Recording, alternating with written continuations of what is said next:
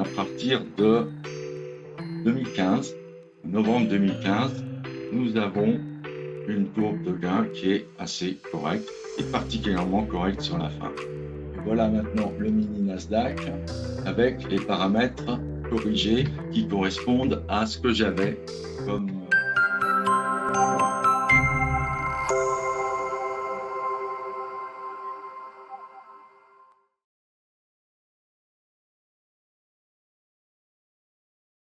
Donc, bonsoir à toutes et tous. Aujourd'hui, on va parler de la cassure haussière. La cassure haussière qui est un signal d'entrée en position, qui est parmi les signaux existants, l'un des plus faciles à utiliser et l'un des plus profitables. Donc, que faut-il quand on trade? Il faut au minimum, bien sûr, un signal d'entrée, mais aussi une sécurité pour le capital, c'est-à-dire un stop loss, et respecter un money management, c'est-à-dire respecter un risque sur le capital qui soit acceptable. Il faut bien sûr un signal de sortie. Alors ça peut être plein de choses, hein. Ça peut être le stop suiveur, l'objectif, une limite dans le temps également. Et puis, bon, comme je dis, c'est un minimum et on peut le compléter par des filtres de tendance, hein. C'est souvent très, très intéressant, ou des filtres horaires ou des filtres de jour. Donc, pourquoi prendre un signal d'entrée comme la cassure haussière?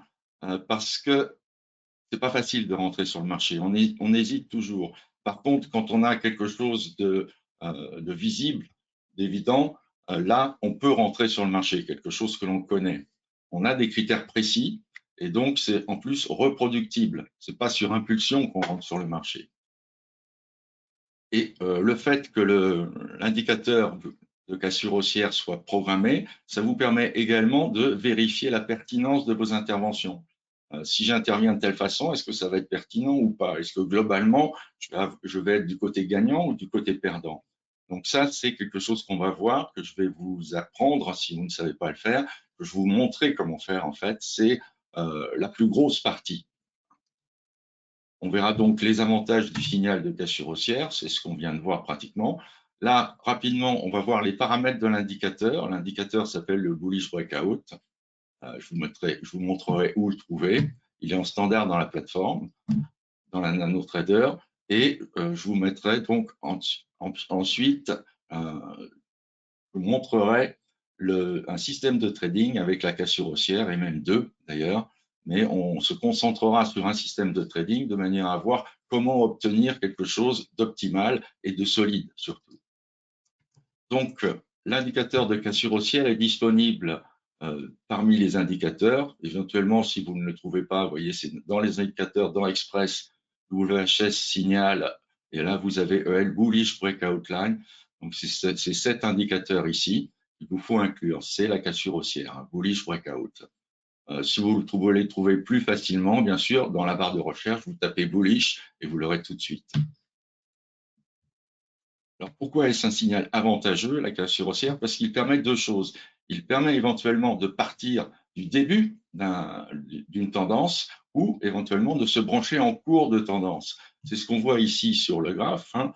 Ici, par exemple, on est sur un début de tendance. En fait, même là, on est sur un début de tendance.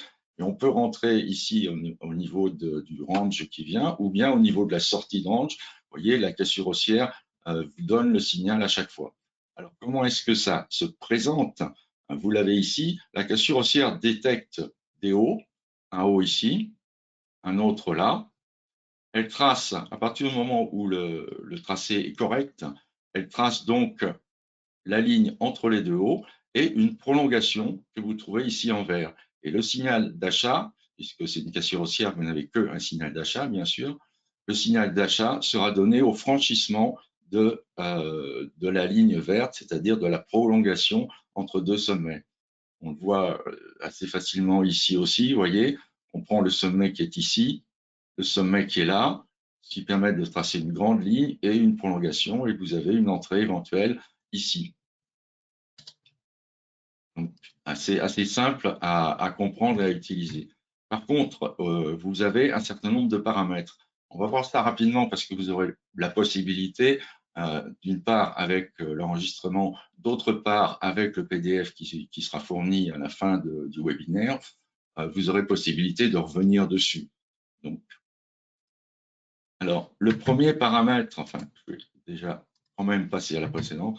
Donc, vous avez donc tout ça en paramètres, sachant que vous avez start time, end time, qui sont simplement le début d'horaire de l'utilisation de l'indicateur, et end time, la fin, l'horaire de fin d'utilisation de l'indicateur, ici 23h59. Et ces trois paramètres-là, SendMild, PlainSoon, MessageBox, vous permettent ou bien de faire apparaître un message, une boîte de messages, ou bien de jouer un son, ou bien de vous envoyer directement un email à chaque fois qu'il y a un signal. Je ne reviens pas dessus, moi personnellement je ne les utilise pas, mais vous pouvez éventuellement les utiliser. Ça ne pose pas de problème, bien sûr, ça peut être utile. Donc les vrais paramètres commencent ici avec le SMOS. Qu'est-ce que le SMOS? C'est tout simplement le nombre de bougies nécessaires pour que l'indicateur considère qu'il trouve un sommet à cet endroit-là. Alors, si on met un SMOS de 1, ça veut dire qu'autour d'une bougie qui fait un O, il va regarder uniquement une bougie à droite, une bougie à gauche, pour savoir si c'est un O valide qu'il va pouvoir utiliser éventuellement pour tracer la ligne de cassure haussière. Si on le met ici à 3, vous avez deux bougies, pardon. Ici, donc, il y a deux bougies de chaque côté pour considérer que ce haut est un haut valide qui pourra nous servir à tracer. Et là, si je l'ai mis à 6, donc vous voyez à 6, on va chercher 6 bougies à droite, 6 bougies à gauche. Il faut que la bougie du milieu soit supérieure à l'ensemble de ces 6 bougies pour que l'indicateur considère qu'il y a un haut ici et qu'il essaye ensuite de tracer par exemple, une ligne entre ce haut ici et ce haut là. Vous voyez, alors plus le SMOS est petit, plus on aura de sommets éventuels. Plus le SMOS est grand, moins on aura de sommets détectés. Ensuite, vous avez l'indicateur mini. Alors, c'est le nombre maximum de bougies qui doit séparer deux sommets pour qu'une oblique puisse être tracée. Donc, ici, par exemple, vous avez un mini qui est un minimum qui est réglé à 4 bougies. Ça veut dire que tant qu'il y a 4 bougies entre le premier sommet et le deuxième sommet inclus, alors on peut tracer et puis tracer la ligne de signal. Ensuite, ici pareil, vous avez un sommet, il y a plus de 4 bougies, largement plus ici, et dans ce cas, on peut partir également. Ici, il y en a 4. Ici, il y en a 4. On compte les deux sommets. Et là, vous voyez, si je mets le réglage à 8, les deux petits sommets qui sont là ne sont plus comptés comme des sommets parce que l'écart n'est pas assez grand entre les deux sommets. Il faut savoir que si on veut avoir plus de signaux, on va régler le paramètre minimum de bougies à un chiffre faible. Si on veut avoir moins de signaux, à un chiffre fort. Maintenant, dans la suite logique, maxi, c'est le nombre maximum cette fois de bougies qui doit séparer deux sommets pour qu'une oblique puisse être tracée. Donc ici, par exemple, vous voyez, j'ai un maximum de 19, c'est-à-dire qu'au-delà de 19 bougies, je ne trace plus, enfin l'indicateur ne trace plus la droite de cassure haussière. Ici, je le mets à 10 et vous voyez que ici, ça a disparu puisque j'ai dit un maximum de 10 bougies entre les deux sommets pour pouvoir tracer. Et là, il y a plus que 10 bougies entre les deux sommets.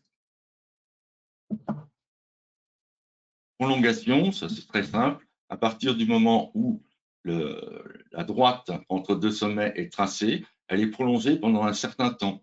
Donc la prolongation, c'est tout simplement le temps, pendant le nombre de bougies pendant lesquelles la droite est prolongée et on attend un signal. On ne va pas attendre un signal éternellement. On ne va pas attendre un signal pendant 100 bougies derrière. Non, on attend un signal relativement rapidement, en principe. Et là, donc, cet indicateur nous donne le temps maximum. Donc, il faut un temps assez important quand même, mais pas trop important. En général, enfin, le réglage de base est de 10 bougies. donc une prolongation sur 10 bougies, et c'est pratiquement un paramètre qui n'est quasiment pas à changer, jamais. L'inclinaison maximum maintenant, donc ça c'est réglable également. Si vous voulez je commence par le graphe qui est ici. Si vous voulez uniquement des droites de cassure qui soient horizontales ou quasiment horizontales, alors vous allez mettre 3, par exemple. 3, c'est une inclinaison maximum. Alors, les chiffres sont des chiffres de graduation, ils ne correspondent à rien de précis, en fait. Il n'y a pas besoin de le savoir plus exactement. Mais voyez, donc, ici, ne sont tracées que les droites qui sont relativement horizontales. Par contre, si je vais chercher plus loin, donc sur une inclinaison maximum de 12, alors j'ai les autres droites de cassure qui sont mises sur le graphique. Voilà, on va y arriver. Alors, bien sûr, dans l'autre sens, le mini-high inclinaison, c'est-à-dire l'inclinaison minimum admise pour que le tracé de l'oblique se fasse. Donc ici, l'inclinaison minimum, par exemple, est de 0. Donc effectivement, tout sera tracé. Toutes les droites possibles seront tracées. Alors que si je demande une inclinaison minimum de 2, vous voyez, celle qui était pratiquement à l'horizontale, elle a disparu parce que j'ai demandé que la droite soit inclinée, plus inclinée. Et enfin, le paramètre intéressant, mais pas souvent en fait, quand se fait le signal d'entrée. À partir du moment où vous avez une prolongation ici qui est cassée. Le signal d'entrée, par défaut, se fera si le close est au-dessus de la prolongation de la droite de cassure haussière. Mais vous pouvez aussi régler de manière à ce que l'entrée se fasse simplement s'il y a un tic au-dessus de la cassure haussière. C'est-à-dire que c'est une entrée qui peut se faire pendant la bougie. En général, je conseille de rester sur 1, c'est-à-dire attendre que le close ait cassé la ligne de cassure haussière. Enfin, vous avez ce paramètre qui m'avait été demandé, mais quasiment inutile. Il permet de différencier différer l'entrée d'un certain nombre de bougies. Alors, le réglage normal, c'est 0, c'est-à-dire que dès que la clôture casse la ligne de cassure, alors on rentre. Et vous avez aussi une possibilité, voyez, de sortir ici 3 bougies après. C'est-à-dire que le signal est sur cette bougie blanche, celle-là, et en fait, on attend 1, 2, 3 bougies avant d'y aller. Ça semble intéressant sur le petit exemple qui est là, mais en pratique, je ne pense pas que ça puisse apporter grand-chose. Donc, je vous ai parlé aussi du filtre horaire. Donc, ça marche comme ça. Si vous voulez de 8h15 à 17h30, par exemple, de prendre les signaux que de 18h15 à 17h30, vous marquez dans les paramètres 815 et 1730. Donc, voilà. Ça permet ici, par exemple, de ne pas prendre position en cas de gap. Puisqu'on rentre à 8h15, on ne considère les signaux valables qu'à partir de 8h15. Je vous ai parlé de l'email, du playzone et du message box derrière. Alors, il faut savoir si vous avez d'autres indicateurs Mogalef que ce que je viens de vous dire, ça s'applique pratiquement à beaucoup d'indicateurs Mogalef. Donc, vous pouvez utiliser cette petite partie de la vidéo pour comprendre où sont les indicateurs. Hop, attendez, maintenant on change, on passe directement. Jolie Saturne en ce moment, hein. Je ne sais pas s'il y en a qui font de l'astronomie.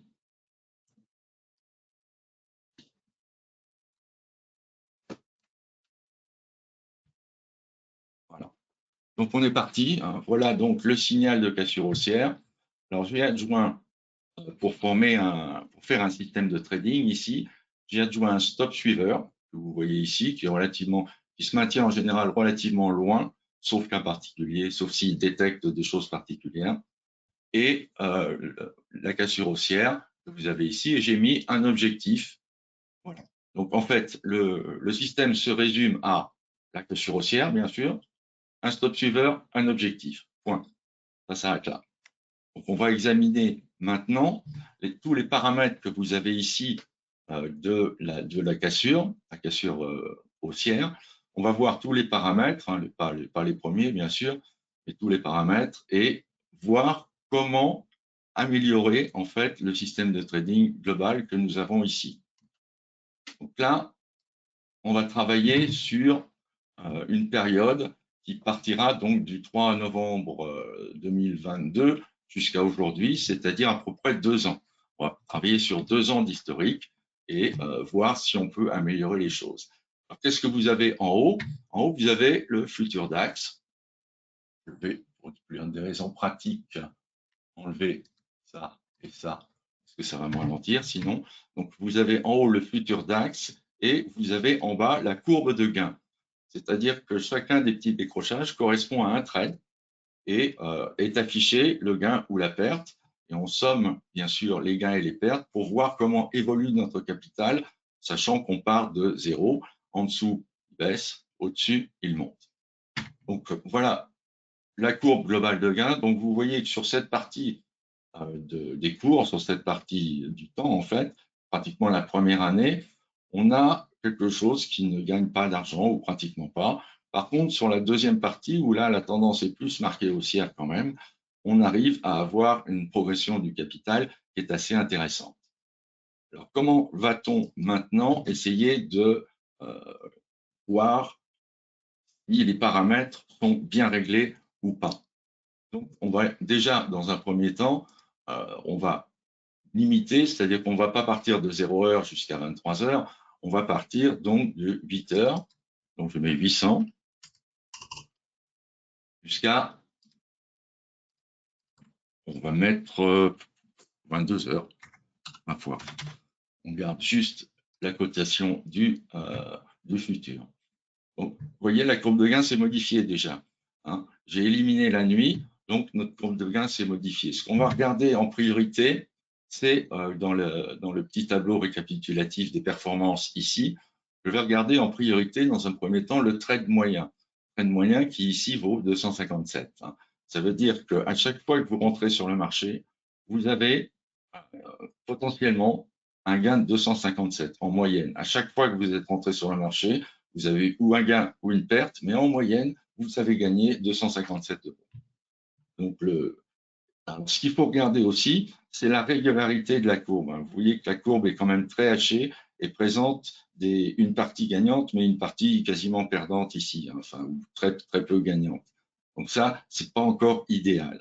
Donc, on va prendre les paramètres un par un. On va commencer par le SMOS.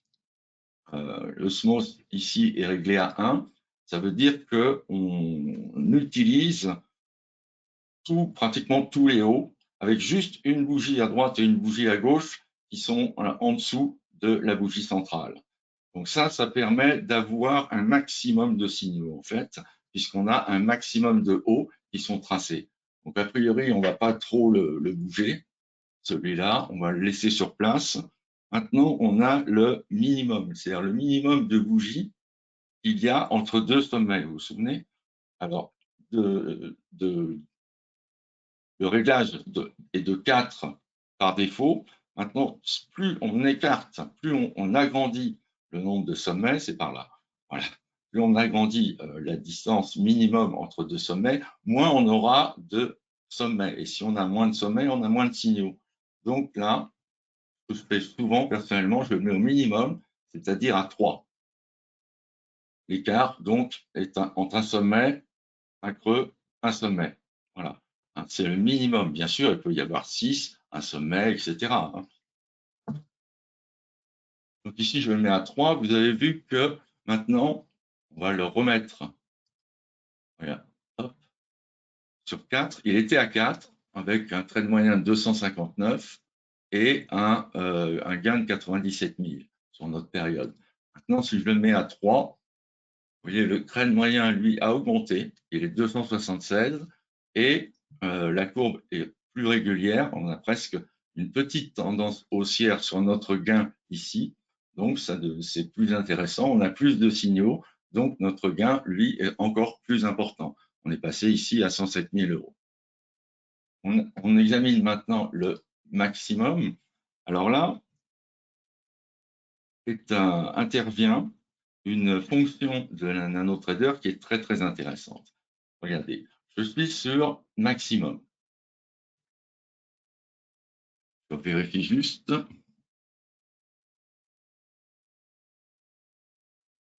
Ouais, c'est ça. Donc, on est sur maximum, on est à 19, c'est la valeur de référence en fait. Et on va chercher à améliorer ça.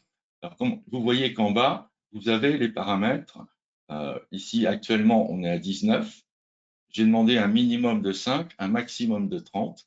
Et on va examiner si les paramètres sont meilleurs sur une autre valeur que 19, la valeur de référence.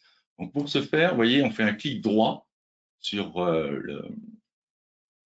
le paramètre et on clique sur sensibilité du paramètre.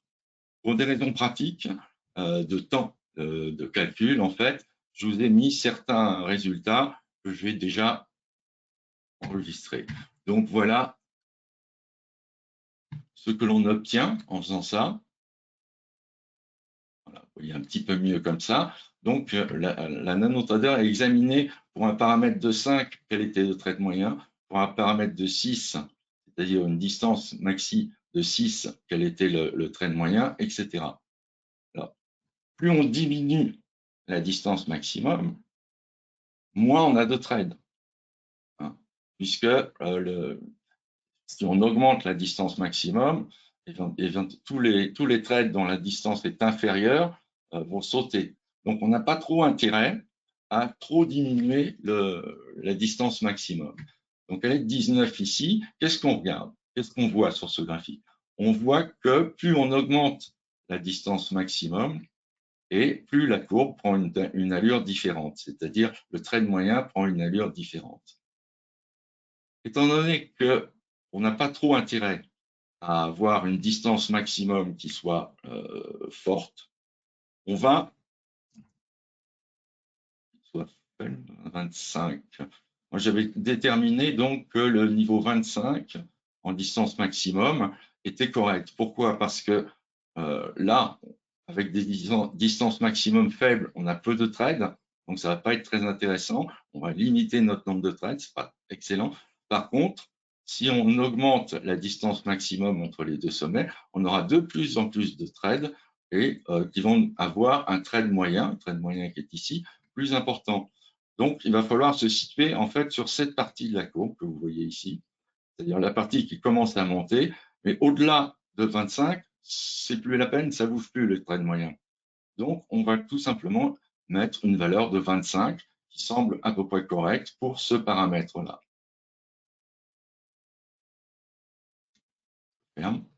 Voilà, donc je vais mettre ici 25. On va voir ce que ça va donner. 25. Voilà. Ah, vous voyez, notre courbe de gain est encore modifiée. Notre trend moyen, maintenant, est passé à 336. Donc, plus on fait des modifications comme ça, plus le trend moyen est important. Alors, ce que je viens de faire là, pour l'instant, vous avez vu, j'ai modifié les paramètres et un par un, j'ai examiné ce qu'il donnait si on changeait les paramètres à droite ou à gauche. Alors, ça, c'est ce qu'on fait par réflexe, je dirais. Mais ce qu'il faut plutôt faire, c'est ça. C'est-à-dire le paramètre de 25, il faut que ce soit le seul à changer. C'est-à-dire que tout ce que j'ai changé, sauf les heures, minimum, c'était à 4, je le remets à 4. Le SMOS, c'était à 1, bon, je le laisse à 1. Mais vous voyez, le minimum, je l'ai remis à sa valeur d'origine, de manière à ce que quand je change un paramètre, j'examine sur le graphe de gain d'origine quelle est l'influence du paramètre. Alors, on va faire la même chose ici avec Maxi. On était à 19. Donc, on sait que 25, on a noté bien sûr, hein, on sait que 25, ce sera plus intéressant, mais je remets à 19.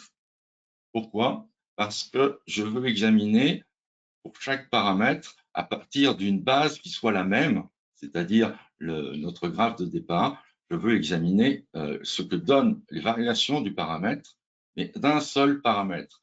Donc, je remets à chaque fois tous les paramètres au niveau auquel ils étaient antérieurement. C'est assez important de procéder comme ça.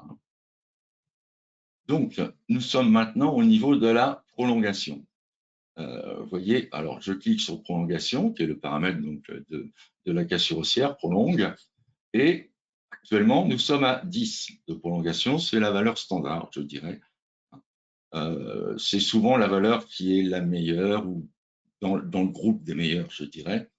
Donc là, par contre, je suis avec une possibilité de minimum de 1, de 3, pardon, et maximum de 20. C'est-à-dire que si je fais le clic droit sensibilité du paramètre, je vais avoir,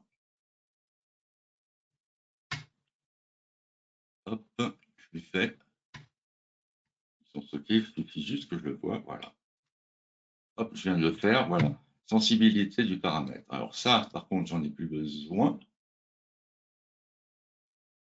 Prolongation, non. Ah, c'était ça. C'est bon. Je l'avais fait 2 fois, en fait. Donc, tant mieux. Voilà. Donc, ça vous donne ça quand vous faites le clic droit et sensibilité du paramètre. Donc, voilà. Si je fais une prolongation sur 3 bougies, 4 bougies, etc., ou bien 20 bougies, voilà ce que donne mon trade moyen. Vous voyez que globalement, bon, il y a des moments, des pics ou des creux, mais on est toujours à peu près dans la même, dans la même valeur. Donc, est-ce que ça vaut la peine? Alors, plus on prolonge, plus on aura de chances d'être touché, mais plus on prolonge, moins on aura de signaux. Parce que tant qu'il y a un signal qui est valable, le logiciel ne va pas mettre un autre signal qui ferait doublon. Alors, il faut trouver le juste milieu. Et là, le juste milieu, bah, ça tombe sur 10. Donc, ce n'est pas la peine d'aller chercher plus loin. On va rester sur la valeur de base de prolongation. Donc ça ne bouge pas, tant mieux. Maintenant, nous sommes sur le maxi high. Alors, maxi high, ça c'est pareil. Je vous ai préparé. Alors, ce qu'il faut faire, bien sûr, là, il est de 100. Ça veut dire qu'on prend tout quasiment. Hein.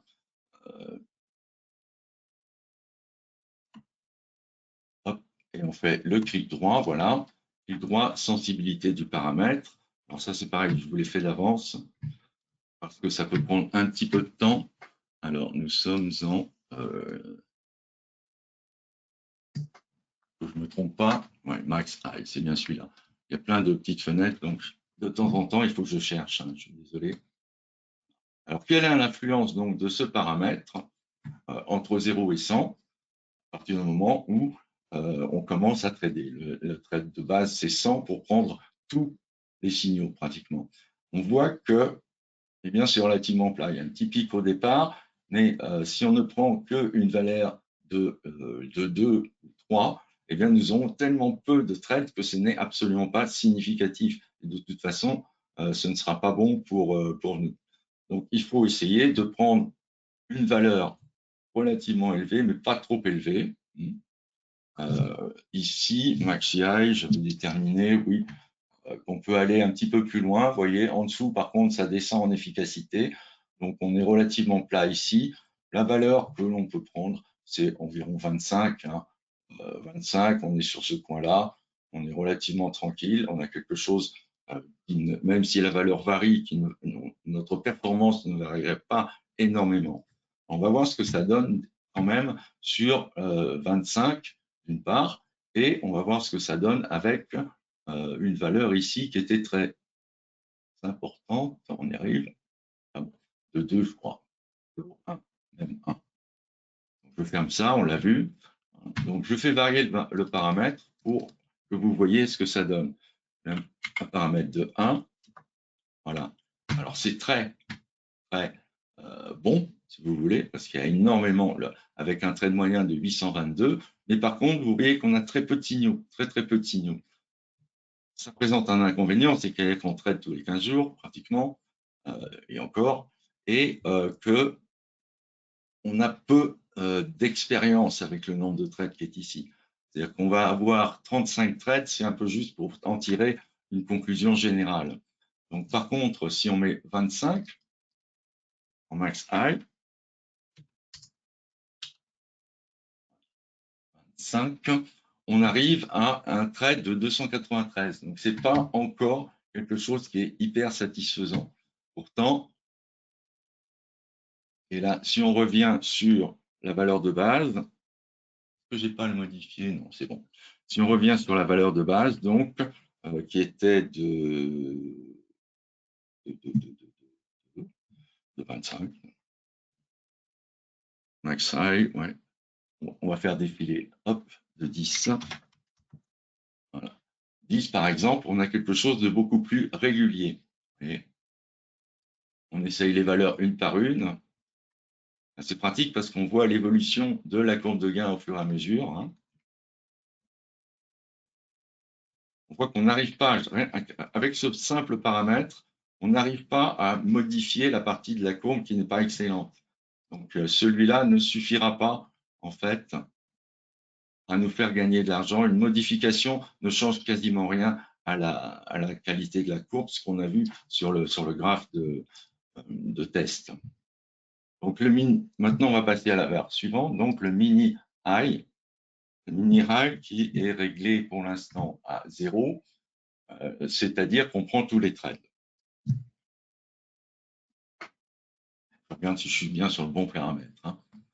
Donc, on va faire varier ce mini high. On va regarder un petit peu ce que ça donne sur la courbe de gain. Alors, ce qu'on peut faire éventuellement, c'est la même chose, hein, demander la sensibilité du paramètre. Mais là, je ne vais pas faire ça. Je vais, étant donné que les valeurs sont par entier, on n'a pas énormément de tests à voir. Donc, vous voyez, je fais défiler au fur et à mesure et je regarde au passage où on est mon trade moyen.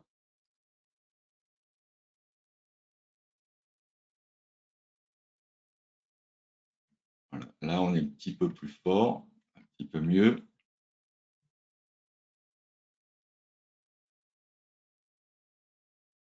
OK. Là, a priori, on n'a pratiquement pas à changer. J'étais sur un mini high de 0. Ça ne changeait pas grand-chose, c'était même un peu mieux.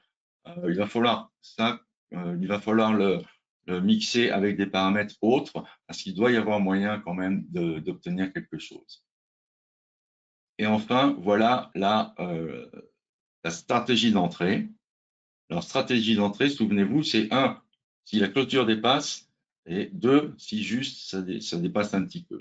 Donc, je fais varier la stratégie d'entrée, et on voit avec surprise que si on prend les signaux juste de simple dépassement en cours de bougie, eh bien, on arrive à avoir quelque chose de meilleur. 324 contre 287 ici. Donc, a priori, il faudrait essayer, voir ce que ça peut donner au niveau du système avec 2. Donc là, je mets les paramètres, en fait, à ce que j'ai déterminé personnellement de meilleur. Donc, nous avons le SMOS de 1, oui, le SMOS de 1. Le mini, je vous ai dit, pour plus de signaux, hop, on met à 3. Le maxi, on avait dit 25.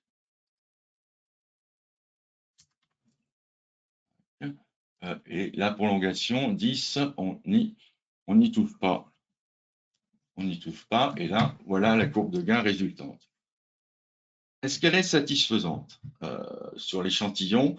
Globalement, oui. On arrive quand même à un gain ici de 121 000 euros et notre trade moyen, vous voyez, fait 443 euros. Alors maintenant, on peut regarder d'autres données des résultats. Alors, ce que vous pouvez faire, bien sûr, qui est assez intéressant, c'est de regarder la performance par rapport à la perte maximum, à la période de perte maximum.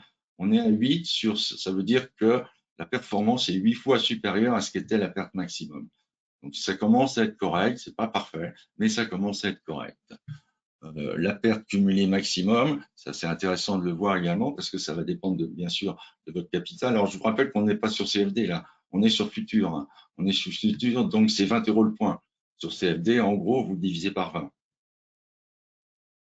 Alors, il y a une autre manière de calculer la performance, de voir si le système est plutôt solide ou plutôt pas solide. Alors, ça, je vais vous l'expliquer, c'est assez simple. Il faut prendre le trade moyen. Il y a un trade moyen ici de 443. Il faut regarder cette donnée, écart type de tous les trades. C'est-à-dire qu'on mesure par rapport à une régression linéaire l'écart type moyen des trades. Alors, plus le rapport trade moyen divisé par écart type des trades, de tous les trades, sera fort, meilleur ce sera. On considère que à partir de 0,17, 0,18, le système est correct. Au-delà de 0,20, 0,22, ça commence à être vraiment bien, un bon système. Au-delà de 0,30, c'est un système extraordinaire. Au-delà de 0,50, c'est le Graal. Ça n'arrive pas souvent, hein. Donc, ici, nous avons donc 443 à diviser par 23 trades. 443 divisé par 23 13, ça nous donne 0,19, c'est-à-dire que le système est correct sans être extraordinaire pour l'instant. Par contre, on voit qu'il a une belle progression globale. A priori, ça peut être un signal assez intéressant. Donc, je vérifie tout, OK, c'est bon. Maintenant, qu'est-ce qu'il faut faire? On a étudié sur 2 ans. Les 2 dernières années, parce que ce sont les années qui nous intéressent le plus, hein, pratiquement. Vous voyez que la période de perte, malgré des petites périodes la baissière, on l'a quasiment effacée. On l'a remplacée par une période gagnante. Et la dernière période, qui était très gagnante, particulièrement le marché actuel, sur le marché actuel, on a une très très belle courbe de gain depuis avril 2024. Donc, ce qui est intéressant maintenant, c'est de voir ce que ça donnait avant. Parce que là, on est de 22, 10, 20, du novembre 22 à nos jours. Donc là, vous voyez, j'ai cliqué à droite sur le, je change la durée. Donc, je vais demander, là, je vais demander carrément le maximum, c'est-à-dire qu'on va tomber, voilà. Donc, je tape un chiffre énorme. Et ça veut dire qu'on va examiner à peu près 10 ans. Donc, on a fait notre test sur 2 ans. On regarde ce que ça donne sur les 10 ans antérieurs. Un petit peu de temps, vous voyez, chargement des données en cours. C'est relativement complexe parce que le stop, une méthode est relativement complexe, le stop suiveur, hein, et le stop intelligent. Alors voilà, ça c'est la courbe que nous avions donc sur notre échantillon et on va voir si on a une bonne surprise ou pas. Voilà. Donc voilà, on a une période, vous voyez, qui est assez mauvaise ici, mais à partir de 2015, novembre 2015, nous avons une courbe de gain qui est assez correcte et particulièrement correcte sur la fin. Pour un gain global de 246 000, ce qui est pas mal quand même. Alors, au niveau des trades gagnants, vous voyez, on a 36% de trades gagnants. On a le rapport trade gagnant sur trade perdant qui est assez intéressant également, que je ne retrouve pas, bien sûr. Gain moyen sur perte moyenne, voilà, 2,15. Ça veut dire qu'à chaque fois qu'on rentre sur le marché, si on gagne en moyenne, on va gagner 115% de plus que ce qu'on perd sur le marché quand on perd. Clair? Ouais, je pense. Maintenant, on va regarder un petit peu nos paramètres. Alors, celui qui, moi, m'avait beaucoup étonné, c'est la stratégie d'entrée ici, sur juste la bougie qui dépasse, vous vous souvenez? Donc, j'essaye de voir un petit peu ce que ça donne si je change le paramètre, c'est-à-dire je fais uniquement si la clôture casse la courbe de la ligne de cassure haussière. Et là, vous voyez, ça a changé considérablement notre courbe de gain. On a toujours une petite période très perdante ici sur les ranges, sur un range plus ou moins descendant, mais après, derrière, notre courbe de gain présente des moments de faiblesse, mais globalement est beaucoup plus régulière, avec un trade moyen qui est beaucoup plus important, 258, donc sur l'ensemble de la période. Donc voilà ce qu'il faut retenir, voilà la façon dont on procède pour essayer de mettre au point un système de trading avec la cassure haussière. Donc vous avez vu les paramètres un par un, on essaye d'avoir le maximum de signaux en général, hein.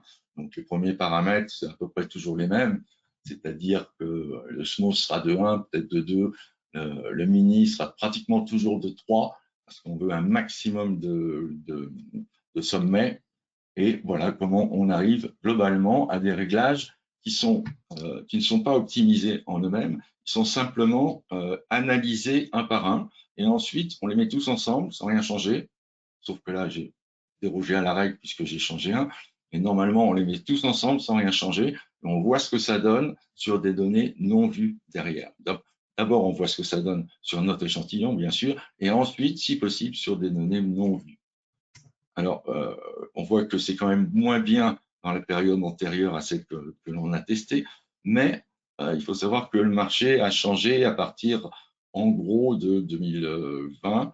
Donc, nous sommes, et puis là, nous sommes dans le marché actuel. Ça veut dire que cette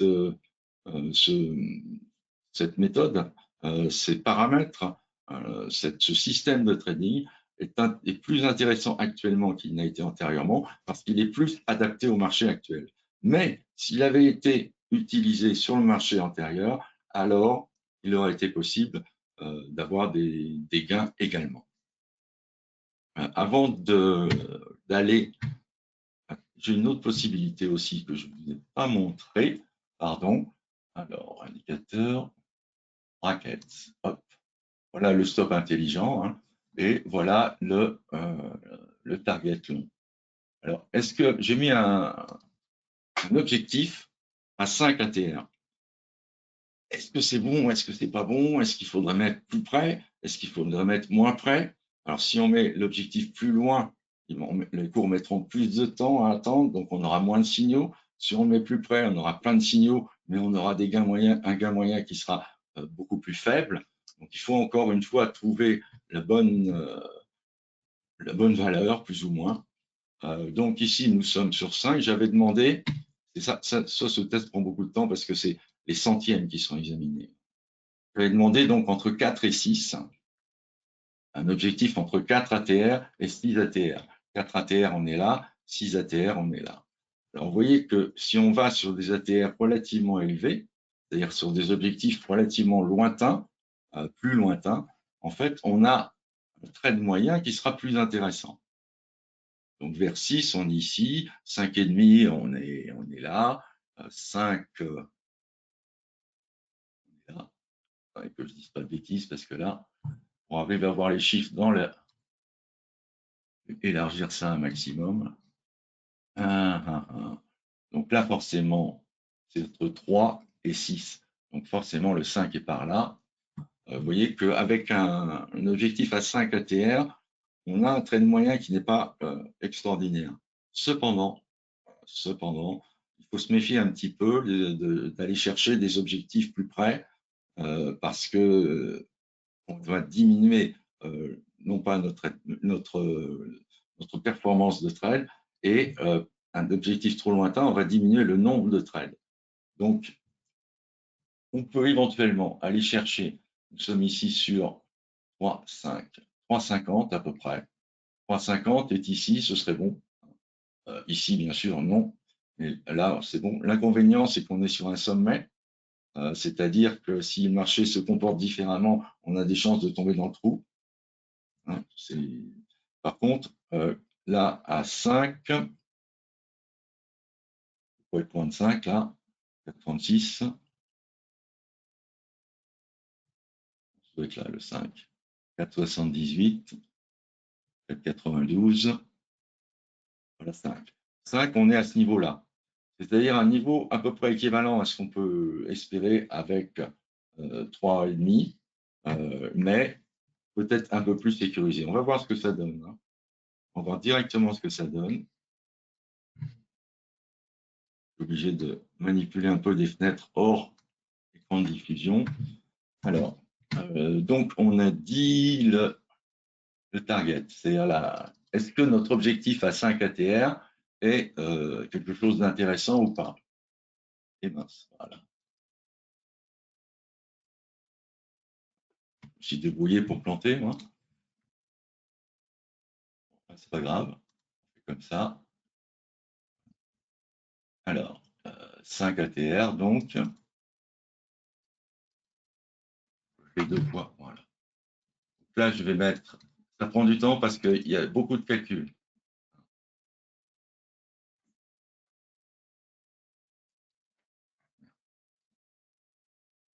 Oui, ne vous inquiétez pas. Hein. Donc là, on va essayer 3,5 pour voir la différence, c'est-à-dire un objectif plus proche. C'est pas mal quand même. Hein. C'est pas mal quand même, avec un thème moyen à 229, donc légèrement supérieur à ce qu'on avait, et 3,5, c'est pas mal. C'est pas mal du tout. Maintenant, c'est sur le marché actuel. Alors, nous sommes sur le DAX, n'est-ce pas? Oui, nous sommes sur le futur DAX. Pourquoi pourquoi je vais remettre déjà, remettre mon objectif non plus à 3,50, mais à 5. Et pourquoi je fais ça? Parce que ce système n'est pas nouveau. C'est ça la grande force. Le système n'est pas nouveau. C'est un système avec ses paramètres sur lequel j'ai déjà fait une conférence. Cette conférence, c'était le 20 mars 2015. Donc là, vous avez 10 ans de gains avec des paramètres qui sont là.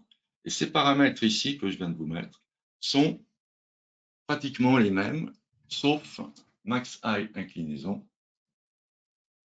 qui est à 7. On va le passer directement pour voir.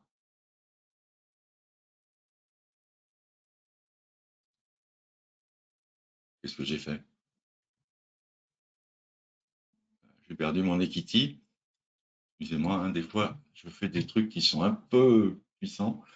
Donc, je vais virer l'equity, le graphique performance, et je vais le remettre, et ça ne marche pas. C'est pas grave. Qu'est-ce que j'ai fait comme bêtise? Ben voilà, je sais, je me suis trompé. Je me suis trompé de paramètre tout simplement. J'ai mis donc maxi high, c'était 12. Maxi mini 3. Alors, je la prends un par un. Smos 1, 3. Là, 25, non. Sur les paramètres d'origine, si vous voulez, c'était à 12. Là, 10, ça ne change pas. Là, 25, on était à 25. Donc, 10, ça ne change pas. Voilà l'erreur que j'avais faite. Hein, je m'étais trompé de ligne. 25. Mini high inclinaison. 7. Stratégie 1. Voilà. Donc là, vous avez l'exacte copie, en fait, des résultats d'un système qui avait été mis au point en 2015. Et vous avez la courbe de gain de 2015, en gros, à nos jours. D'où l'intérêt. Alors, maintenant, il faut regarder un petit peu ce même système. Donc, qu'avait-il donné sur la période 2009-2015? Vous voyez, on a une courbe de gain qui était très régulière. Hein, ça, c'est le système donc, que j'avais donné en 2015 comme étant un système intéressant et stable à partir de la cassure haussière. Et on voit qu'on a également des chiffres de trade moyen qui sont assez intéressants, un bon gain, moins important que le gain actuel, bien sûr, puisque maintenant, on est sur des niveaux de prix plus élevés. Et nous avions à l'époque un écart type de 1774. Donc là, vous vous souvenez, on était à 0,19. On va le calculer pour voir. On était peut-être mieux ou moins bien. Divisé par 1774. Donc j'ai divisé 300 par 1774. Et là, non, on était moins bien. On était à 0,17.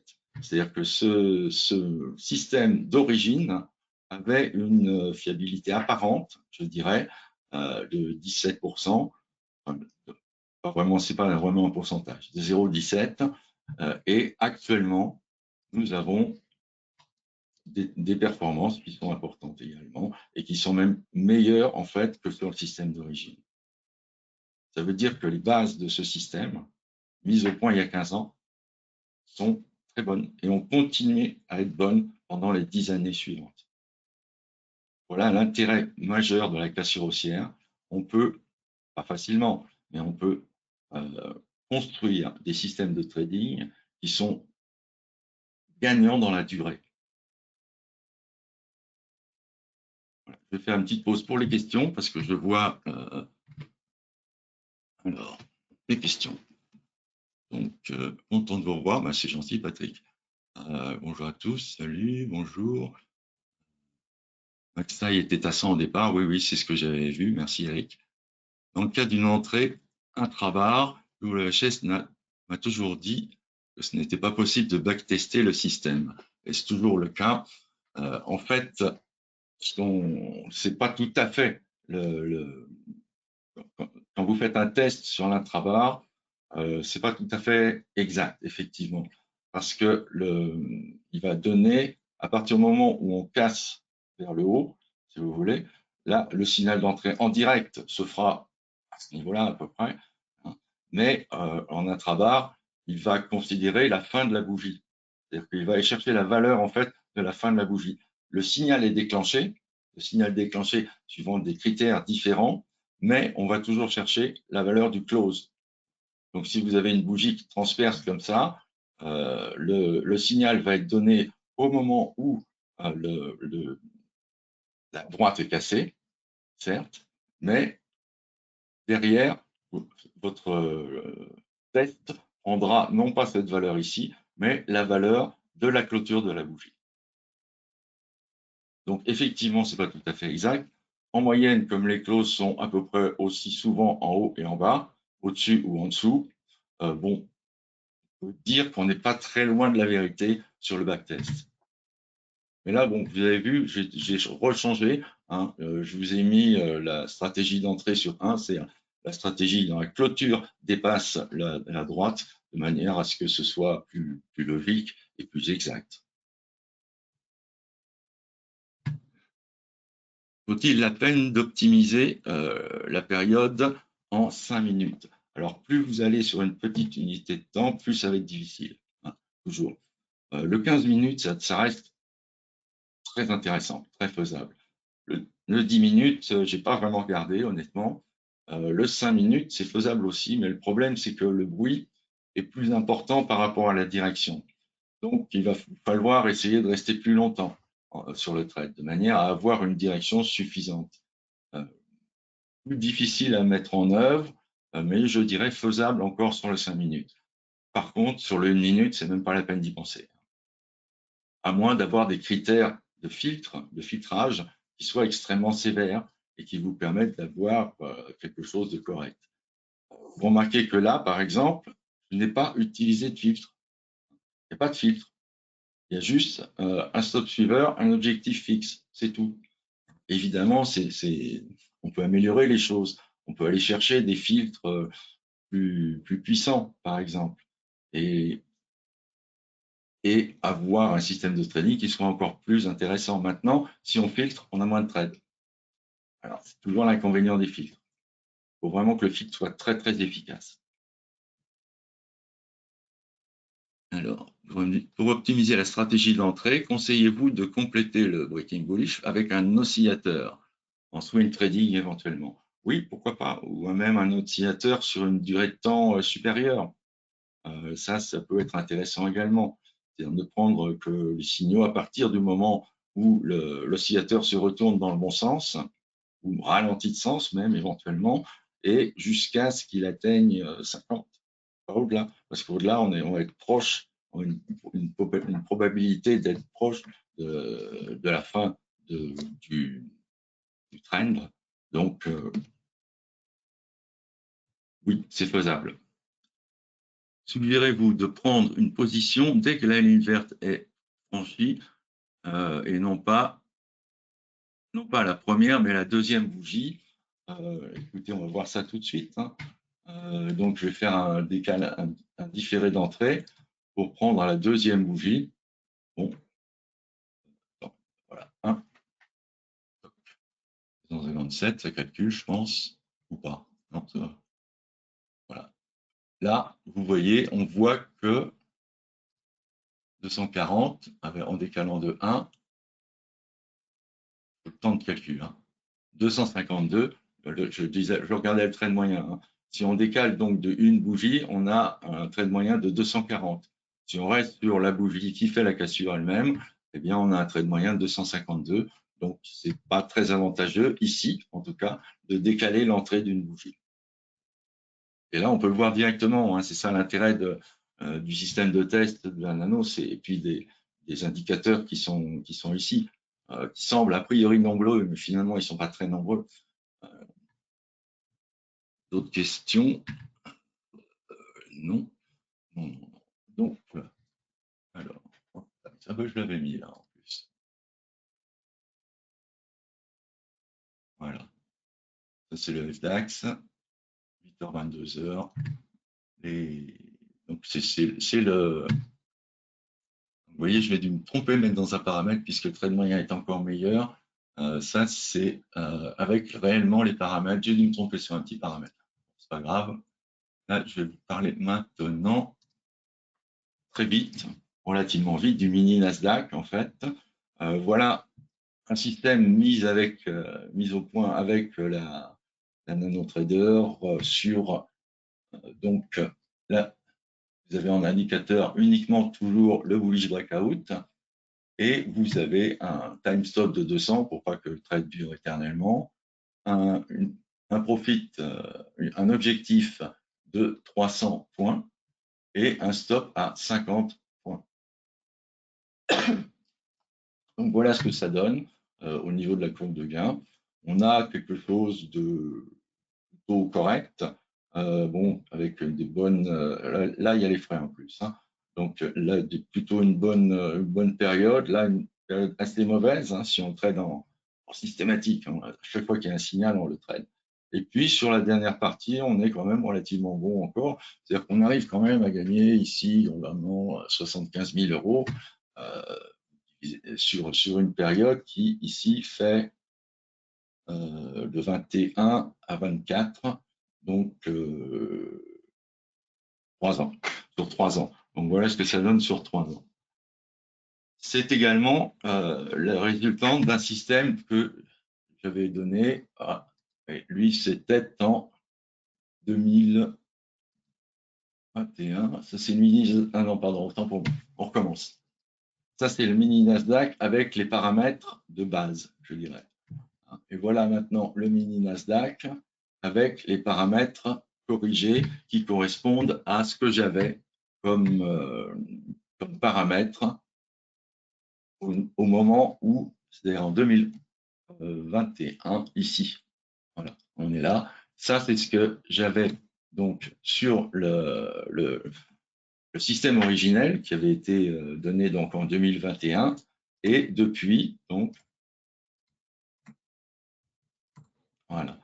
Depuis, on a performé de façon beaucoup moins linéaire, un petit peu plus hachée aussi, avec des belles périodes quand même difficiles, mais vous voyez que le système a quand même continué à progresser. Alors, il faut voir que la volatilité, c'est-à-dire les écarts comme ça, entre les hauts et les bas de la courbe de gain, sont un petit peu normaux dans la mesure où on est quand même sur des niveaux nettement supérieurs aux niveaux sur lesquels on était à cette époque-là. Pour vous montrer que les systèmes peuvent aussi tenir la route avec des façons de trader un petit peu différentes. Hein. Là, il n'y a pas de stop super, il y a juste un objectif, un stop, et c'est tout. Et un filtre. Voilà, filtre bit. Un filtre qui est le Mogilev Trend Filter, c'est-à-dire qu'on on va prendre les signaux uniquement si le signal est fort dans une tendance forte. En gros, 8, ça veut dire ça.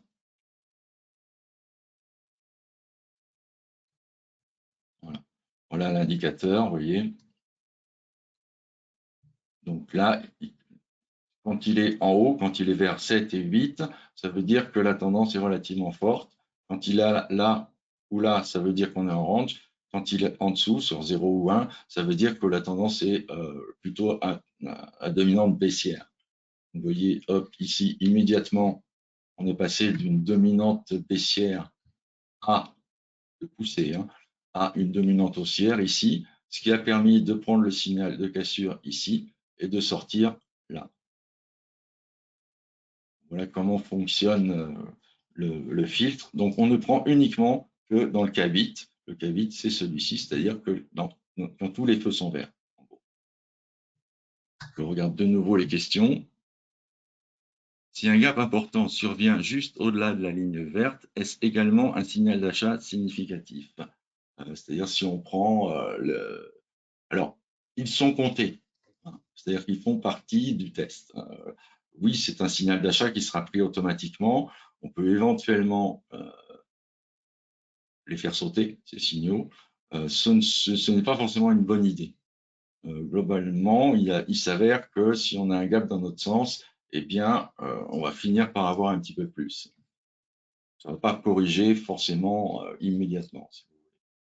Et le seul gap qui peut intervenir ici, bien sûr, c'est entre 22h et 8h. Alors, est-ce que nos paramètres peuvent être multi-marchés ou produits? Oui, bien sûr, on peut mettre des produits différents, des supports différents, sur des marchés différents, etc. Et puis chercher les caractéristiques du marché en modifiant les paramètres. Y a-t-il aussi un indicateur qui ne prend que les cassures baissières? Oui, cet indicateur existe, il est dans le pack Mogalef. Donc, c'est un pack, je ne sais pas si je peux le dire, c'est un pack payant, mais je vous conseille d'aller voir dans le forum du site Mogalef Trading. Et là, vous pouvez avoir des fois des bonnes surprises et des trucs intéressants à voir. D'ailleurs, je vais vous en parler tout de suite. Donc, voilà le site avec la page d'accueil pour l'instant. Là, je me suis essentiellement concentré sur les dernières vidéos. Donc, bien sûr, la vidéo actuelle n'est pas en cours, mais vous pourrez la trouver prochainement dès qu'elle sera travaillée. Le PDF de la conférence est d'ores et déjà disponible, vous savez, avec les paramètres. Il est déjà disponible en téléchargement ici. Et vous avez ici le forum Mogalef, donc, qui est assez intéressant. Vous avez plein de choses. Donc, si vous n'êtes pas membre, vous vous inscrivez. Si vous êtes déjà membre, vous vous connectez. Et bon, il n'y a rien, hein, il ne se passe rien, c'est-à-dire que les inscriptions sur le forum ne déclenchent aucune démarche publicitaire. Voilà. Alors, ça, c'est les gens qui ont ouvert. Ouais, c'était bien, c'est pour ça que je voulais le site Mogalef. Voilà. Donc là, si vous cliquez sur PDF, si j'ai bien fait les choses, vous avez immédiatement une fenêtre qui s'ouvre et vous pouvez enregistrer le PDF. Je vous ai même mis le PowerPoint, donc c'est même pas un PDF. Donc je vous ai mis un PowerPoint, c'est encore mieux. Enfin, c'est encore mieux. Et vous pouvez directement l'enregistrer. Voilà. Des questions. S'il y a un gap. Est-ce que tous nos paramètres, ça c'est fait. Y a-t-il aussi un indicateur qui ne prend que les cassures baissières? Alors la réponse est oui. Hein. Je vous l'ai dit. Bon, je peux vous montrer éventuellement où il est, mais ça n'a pas tellement d'intérêt. Là, on se consacre sur la cassure haussière. La cassure baissière, le marché est différent quand il baisse que quand il monte. Hein. Quand il monte, on a le temps de développer, on a le temps de développer une stratégie assez facilement avec un stop suiveur, etc. Quand le marché descend, c'est souvent plus brutalement. Et là, il y a des petits problèmes de suivi avec les stop suiveurs qui ne suivent pas assez vite ou alors qui suivent beaucoup trop vite. C'est difficile de trouver le bon timing. C'est difficile d'avoir un objectif aussi relativement stable, ce qui n'est pas le cas lorsque le marché monte, plus exactement quand il fait une cassure haussière. Donc la cassure baissière, oui, beaucoup plus difficile d'avoir des systèmes gagnants avec la cassure baissière qu'avec la cassure haussière. Voilà. Hélas. Est-ce qu'il est visible? Attendez, ah ouais, on va mettre une... Oh, j'ai pas la suite, moi. Est-ce qu'il est valable sur Action? Oui, bien sûr. Oui, n'importe quel support, ça n'a pas d'importance. Le type de support sur lequel il va être un peu plus difficile de travailler, c'est le Forex. C'est le Forex parce que vous n'avez pas un seul sous-jacent, vous en avez deux. Donc, là, c'est un petit peu plus délicat.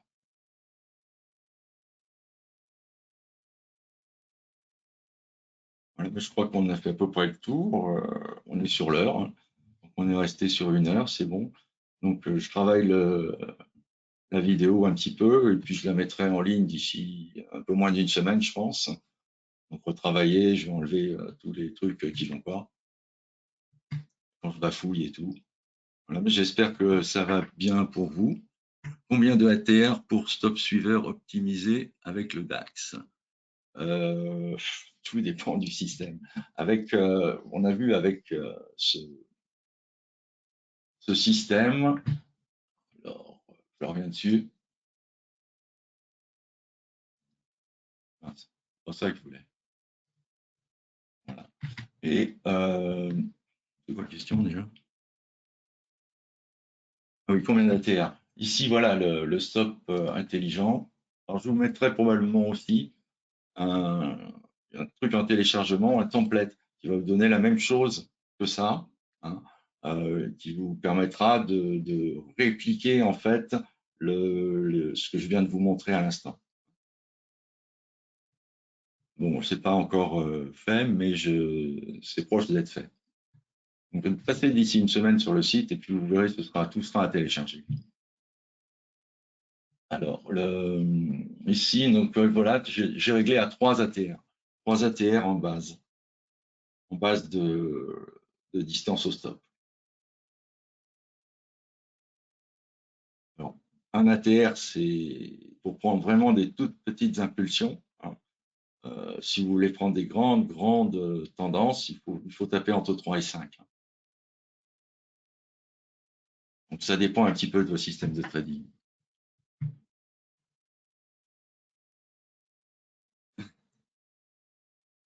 Est-ce que nous pourrions avoir aussi un lexique? Oui, le Breaking Bullish est l'un des indicateurs les plus efficaces que je connaisse désormais. Voilà, c'est ça. Alors, un lexique, oui, je comprends ce que vous voulez dire. Des fois, j'ai dû employer des termes qui sont qui sont pas forcément connus des débutants. J'ai essayé, bon, mais ouais, je pourrais essayer de faire plus simple, je sais pas. C'est un peu, oui, c'est ça, c'est ce que vous me dites. Ouais, c'est un peu du chinois pour les débutants. Euh, vous étiez là au départ. Peut-être que vous avez manqué peut-être le départ. Je sais pas, hein.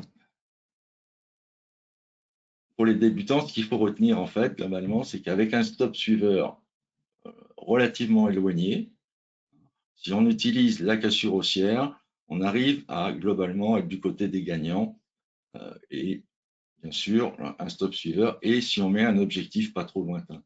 C'est-à-dire qu'on a l'indicateur de cassure haussière, on le met, on règle un petit peu les paramètres comme je vous l'ai dit, c'est même pas la peine de chercher autre chose hein, sur le DAX. Ensuite, on met le stop suiveur, on met un objectif et là on a une idée de ce qu'on peut faire. Donc l'utilisation en discrétionnaire de la cassure haussière, c'est un signal. Quand vous voyez qu'il y a un signal qui se fait avec votre indicateur que vous pouvez mettre sur la plateforme, hein, quelle que soit la plateforme, si elle est gratuite ou payante, hein, c'est pareil, eh bien, vous avez un signal que vous pouvez suivre ou ne pas suivre. Le plus normal, je dirais, est de suivre tous les signaux. J'espère que ça éclaircit un peu les choses. Alors là, on en est. Voilà. Ok, bah écoutez, je vais vous laisser. Apparemment, il n'y a plus de questions. J'espère que je vous aurai convaincu d'essayer au moins la cassure haussière, hein. Alors, ce qui peut être très intéressant si vous êtes en automatique, c'est d'avoir plusieurs systèmes de cassure sur plusieurs supports différents. Et là, vous arrivez à lisser vos courbes de gain pratiquement. Je vous rappelle que si vous êtes en automatique, il faut essayer d'avoir 3, 4, 5, 6 systèmes différents qui tournent en même temps, de manière à ce que s'il y en a un qui chute, les autres compensent.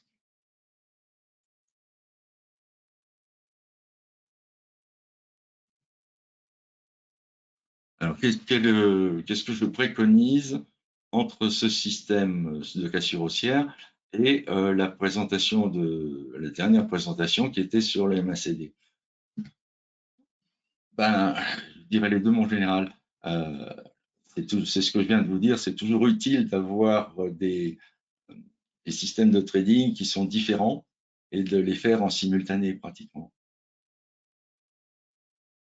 Maintenant, personnellement, si j'ai à choisir, je prends la cassure haussière. S'il faut donner une réponse ferme, je dis la cassure haussière.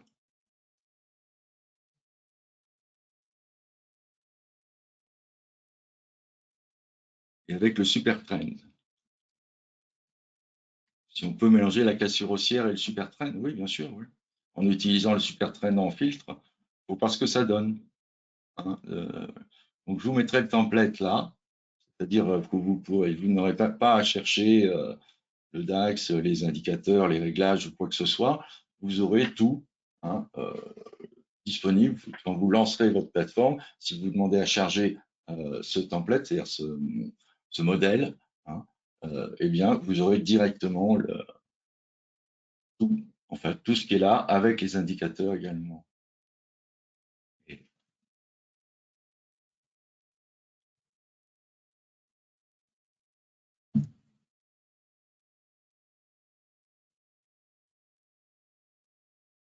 merci. C'est avec plaisir hein, que si je peux vous avoir aidé, ma foi.